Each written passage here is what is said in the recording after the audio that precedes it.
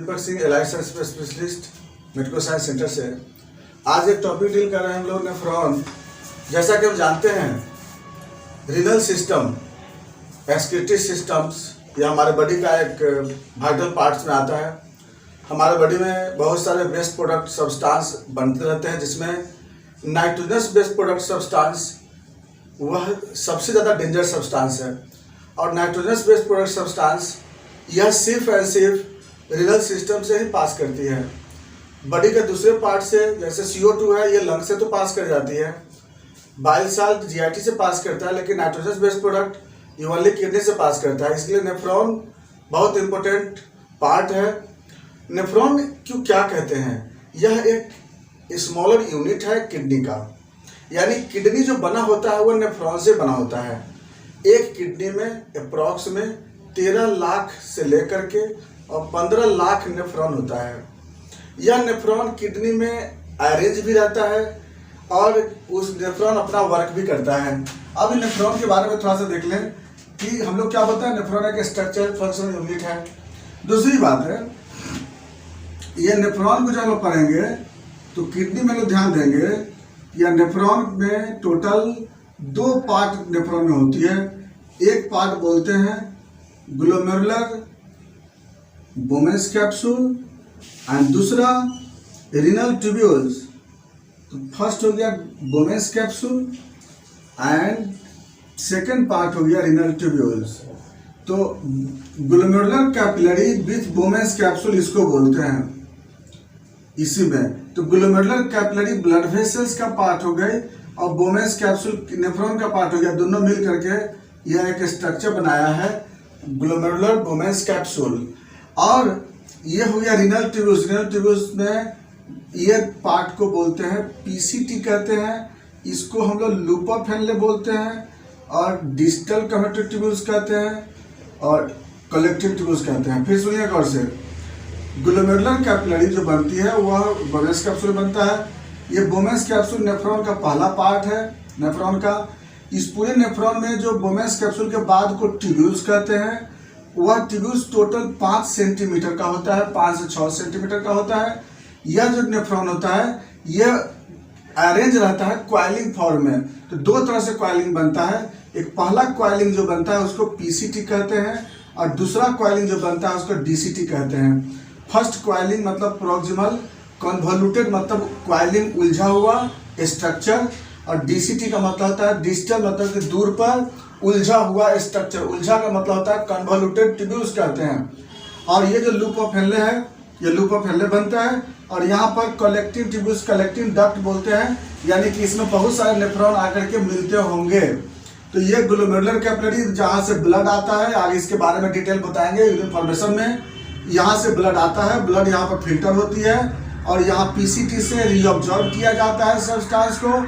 Loop of Henle से भी कुछ रीअब्जॉर्ब होती है, DCT से कंडीशनल रीअब्जॉर्ब होती है, कलेक्टिव ट्यूब्यूल से रीअब्जॉर्ब होती है, और बाकी जो बच जाता है उसको यूरिन कहते हैं।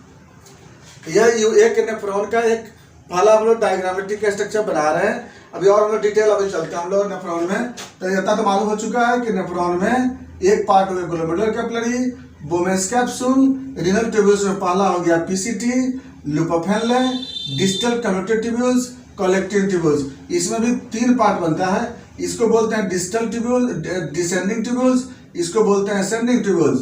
और इसके बारे में डिटेल अभी और स्ट्रक्चर आगे बढ़ते हैं। पहले हम लोग चलते हैं कि ये जो नेफ्रॉन देख रहे हैं, यह नेफ्रॉन किडनी में अरेंज कैसे रहता है। हम जानते हैं कि 2 किडनी होती है और किडनी 2 यूरेटर, एक ब्लैडर और एक यूरेथ्रा। पूरे रीनल सिस्टम 4 पार्ट से मिलकर बना होता है। कंप्लीटली रीनल सिस्टम जो होती है वो 4 पार्ट से बना होता है। इसको हम लोग बोलते हैं किडनी बोलते हैं। राइट और लेफ्ट 2 किडनी होती है, इधर भी है।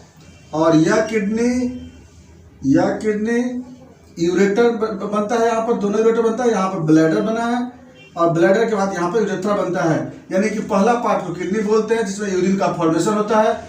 दूसरा पार्ट को यूरेटर कहते हैं जहाँ यूरिन का ट्रांसपोर्ट होता है। तीसरा पार्ट को यूरिनरी ब्लैडर कहते हैं जहाँ यूरिन स्टोर होता है। और चौथा पार्ट को यूरेथ्रा कहते हैं, यूरेथ्रा जहाँ पर यूरिन पास आउट इजेक्ट होता है। यानी formation of urine from kidney, transport of urine by ureter store of urine in urine bladder and passes of urine eject from urine from urethra।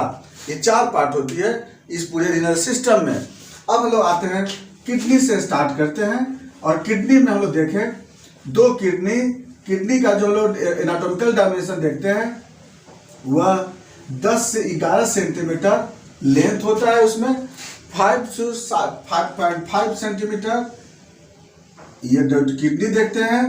ये kidney लंबाई में 10 से 11 centimetre, चौड़ाई में 5 से लेकर के 5.5 सेंटीमीटर और मोटाई में 2.5 से लेकर 3 सेंटीमीटर।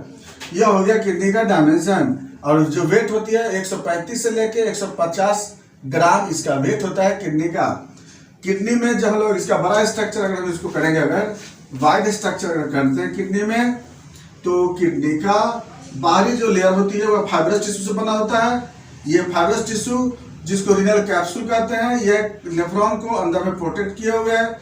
इसके ऊपर में फैटी टिश्यू होता है जिसको शॉक ऑब्जर्वर कहते हैं, जो किडनी को इंजरी से बचाता है। ये शॉक ऑब्जर्वर फैटी टिश्यू बनाता है। और इस किडनी के अंदर 13 पिरामिड होते हैं, लगभग 13 से 15 ऐसे पिरामिड बना होता है। यह पिरामिड, इस पिरामिड में क्या होती है, यह पिरामिड में छोटे छोटे छिद्र होते हैं जिससे यूरिन बाहर ड्रॉप बाय ड्रॉप यूरेटर में आता है। तो ये जो पिरामिड जो बोलते हैं, ये पिरामिड कैसे बना होगा, ये पिरामिड जो होती है, एक पिरामिड में लगभग 1 लाख नेफ्रॉन होता है। वह 1 लाख नेफ्रॉन कैसे अरेंज होती है, तो सबसे पहले यहाँ पे 3 से 4 होल होता है जिसको बोलते हैं मेजर कैलिक्स बोलते हैं।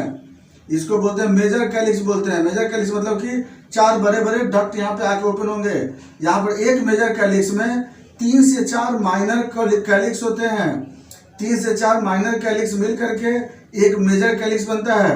उसके बाद लगभग 100 कलेक्टिंग डक्ट मिल करके तब एक माइनर कैलिक्स बनता है। और इसमें जो होती है लगभग 100 नेफ्रॉन एक कलेक्टिंग डक्ट में यहाँ पर लगा होता है। एक कलेक्टिंग डक्ट, तो एक कलेक्टिंग डक्ट, एक नेफ्रॉन, फिर इधर नेफ्रॉन, फिर इधर नेफ्रॉन, इधर नेफ्रॉन, इस तरह से ये कलेक्टिंग डक्ट बना है। फिर याद रखेंगे कलेक्टिंग डक्ट में जुड़ा हुआ क्या है, डिस्टल कन्वर्टर ट्यूब्यूल्स, नेफ्रॉन का डीसीटी जुड़ा हुआ है। और कलेक्टिंग डक्ट जो होती है यह फिर माइनर कैलिक्स बनता है, मेजर कैलिक्स बना है और फिर पिरामिड बना है। और ये जो नेफ्रॉन होती है, यह नेफ्रॉन यहाँ से लेकर के और यहाँ तक अरेंज होती है। किडनी में 2 पार्ट को बांधा गया है। बाहरी पार्ट को कॉर्टेक्स बोलते हैं और अंदर वाले पार्ट को मेडुला कहते हैं। कॉर्टेक्स वाले पार्ट में लगभग 85% नेफ्रॉन होता है और मेडुला वाला पार्ट में 15% नेफ्रॉन होता है। तो कॉर्टेक्स वाले पार्ट में जो नेफ्रॉन होता है उसको कॉर्टिकल नेफ्रॉन बोलते हैं। मेडुला वाले पार्ट में जो नेफ्रॉन होता है उसको मेडुलरी नेफ्रॉन कहते हैं। इस तरह से नेफ्रॉन के सिचुएशन के अनुसार नेफ्रॉन को 2 पार्ट में डिस्ट्रीब्यूट किया गया, कॉर्टिकल नेफ्रॉन और मेडुलरी नेफ्रॉन। लेकिन याद रखिएगा हम क्या बोले थे, एक नेफ्रॉन का जो लेंथ होता है वो 5 से 6 सेंटीमीटर होता है, लेकिन वह जो नेफ्रॉन होता है वो कैसे रहता है, इस तरह से कॉइलिंग फॉर्म में अरेंज रहता है। और उसी कॉइलिंग फॉर्म में यहाँ पर यूरिन का फॉर्मेशन किया जाता है। तो अब लोग यहाँ तक समझ में आ गया, नेफ्रॉन को 2 टाइप में डिस्ट्रीब्यूट किया गया, एक कॉर्टिकल नेफ्रॉन और दूसरा मेडुलरी नेफ्रॉन। अब तो हम इसको देख लेते हैं, फिर उसके बाद इसके फंक्शन पे चलेंगे। तो नेफ्रॉन को हम लोग यहाँ तक समझ चुके हैं। अब जो बात आ गई नेफ्रॉन के बारे में, तो 2 टाइप का नेफ्रॉन हो गई। एक बोले जो कॉर्टिकल पार्ट में जो नेफ्रॉन होती है उसको कॉर्टिकल नेफ्रॉन कहते हैं। तो कॉर्टिकल नेफ्रॉन ऐसे आपको मिलेंगे, ये बोमेंस कैप्सूल और इसके बाद यहाँ पर पीसीटी और पीसीटी के बाद यहाँ पर लूप ऑफ हेनले और ये लूप ऑफ हेनले, फिर इसके बाद ऐसे एसेंडिंग ट्यूब्यूल्स, फिर distal converter tubules and collecting tubules. यहाँ पर एसेंडिंग एफरेंट आर्टियोस आता है और ग्लोमेरुलर कैपिलरी बन करके एफरेंट आर्टियोस बनता है। यहाँ पर दूसरा जो नेफ्रॉन आया वह है आपका मेडुलरी नेफ्रॉन। मेडुलरी नेफ्रॉन का जो थोड़ा सा बोमेंस कैप्सूल इस ढंग से होता है, इसका पीसीटी और उसका जो लूप ऑफ हेनले होता है थोड़ा सा बड़ा होता है। लूप ऑफ हेनले थोड़ा सा उसका बड़ा होता है। और उसके बाद यहाँ पर बनता है डिस्टल कन्वर्टर ट्यूब्यूल्स, फिर बनता है कलेक्टिव ट्यूब्यूल। तो ये हो गया मेडुलरी नेफ्रॉन और ये हो गया कॉर्टिकल नेफ्रॉन। इसका जो एफरेंट आर्टियोल्स है वह एफरेंट आर्टियोल्स आकर के और यहाँ पर ग्लोमेरुलर कैपिलरी बनता है, फिर एफरेंट आर्टियोल्स बनता है। इसके बाद इसका जो ब्लड वेसल्स होती है वह यहाँ पर यहाँ से ऐसे होते हुए और ऐसे बनता है, भाषा रेक्टा बनता है। ये भाषा रेक्टा इस तरह से बनता है और उसके बाद यहाँ पर कलेक्टिंग डक्ट में जाकर के इस तरह से रीनल वेन बन के निकलता है। यानी कि यहाँ भाषा रेक्टा का फॉर्मेशन करता है ब्लड वेसल्स, और यहाँ पर क्या होती है कि जो ब्लड वेसल्स होता है ये इसको इस तरह से कॉइलिंग फॉर्म में पेरिट्यूबुलर कैपिलरी में इसको क्या किया रहता है, अरेंज किया रहता है। ये होता है कॉर्टिकल मेडुलरी डिफरेंस। तो यहाँ पर कॉर्टिकल नेफ्रॉन का जो लेंथ होता है छोटा होता है, मेडुलरी नेफ्रॉन का लेंथ बड़ा होता है। कॉर्टिकल नेफ्रॉन में ब्लड वेसल जो होता है पेरिट्यूबुलर कैपिलरी बनता है, मेडुलरी नेफ्रॉन में भाषा रेक्टा बनता है। कॉर्टिकल नेफ्रॉन में जो लूप ऑफ हेनले होता है छोटा होता है, इसका लूप ऑफ हेनले बड़ा होता है। कॉर्टिकल नेफ्रॉन का एसेंडिंग और डिसेंडिंग ट्यूब्यूल दोनों का जो लेंथ उस बराबर होता है। मेडुलरी नेफ्रॉन में एसेंडिंग का जो थिकनेस पतला होता है, इसका मोटा होता है। उसका जो कॉर्टिकल नेफ्रॉन होता है ये यूरिन को कंसंट्रेशन बढ़ाने में हेल्प करता है, ये ज़्यादा डाइल्यूट करने में हेल्प करता है। उसके बाद ये नेफ्रॉन का डिफरेंस हो गई। अब जो बात आती है फंक्शन ऑफ नेफ्रॉन, नेफ्रॉन का फंक्शन में सबसे पहला फंक्शन आता है, वह क्या करता है, पहला फंक्शन बॉडी के वेस्ट प्रोडक्ट को रिमूव करता है। याद करते जाएंगे, सबसे पहला काम होता है बॉडी से वेस्ट प्रोडक्ट को रिमूव करता है, जिसमें यूरिया, क्रिएटिनिन, यूरिक एसिड ये सब को रिमूव करता है। दूसरा फंक्शन नेफ्रॉन का है, ये विटामिन डी को एक्टिव कराने में हेल्प करता है, विटामिन D3 को एक्टिव कराता है। नंबर 3 फंक्शन बॉडी में वाटर को बैलेंस करता है ये।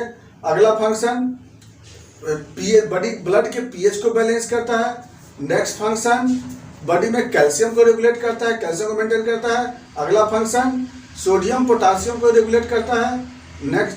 नेक्स्ट फंक्शन ये बॉडी ब्लड इलेक्ट्रोलाइट को बैलेंस करता है। इस तरह से मेरे बॉडी में नेफ्रॉन का अलग अलग फंक्शन है। अब हम लोग जो पढ़ेंगे, नेक्स्ट टॉपिक जो पढ़ेंगे, urine formation, very very important chapter, urine कैसे बनता है उसको हम लोग देखते हैं। थैंक्स।